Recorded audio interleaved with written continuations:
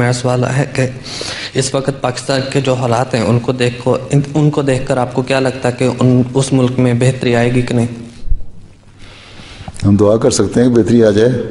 اگر تو یہی حالات رہتے ہیں قائم اور اسی طرح مولویوں کے ہاتھ میں رہتا ہے سب کچھ، تو تم بھول جاؤ اس بات کو کہ عمران خان یا طاہر القادری کو انقلاب لے آئیں گے، وہاں کچھ بھی نہیں ہوگا.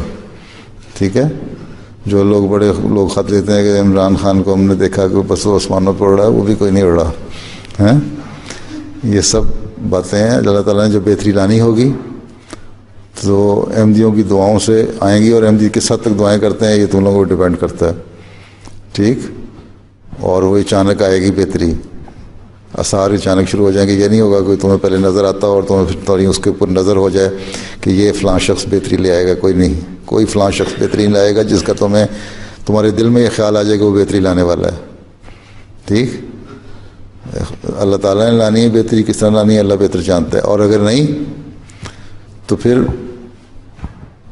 اسی طرح ملک ختم ہو رہا ہے، ختم ہو جائے گا. مولویوں کے ہاتھوں سے نکلے گا تو بہتری آئے گی. اگر مولوی سے ڈرتے رہے لوگ تو کبھی نہیں آئے گی. ہمارے اتنے مقدمے ہوتے ہیں جب بھی ہم انتظامیہ کے پاس جاتے ہیں یا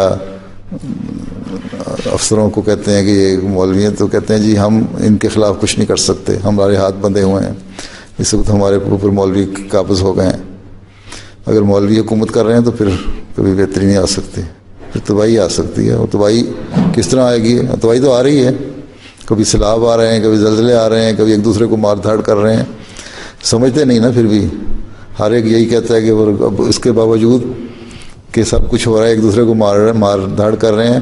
جلسہ ہوتا ہے ختم نبوت کا، تو وہاں ایک مولانا منظور چنوٹی کا ایک کال تھا، اس کو بڑا بینر بنا کے نا، ہم تو لگاتے ہیں نا بینر لو فار آل ہیٹڈ فار نن کا، تو اس نے بڑا بینر بنا کے لگایا ہوا ہے کہ اگر سمندر میں دو مچھلیاں لڑ رہی ہوں نا تو سمجھ لو کہ یہ قادیانیوں کی سازش ہے. تو یہ ان کا حال ہے. تو بہتری کہاں سے آنی ہے؟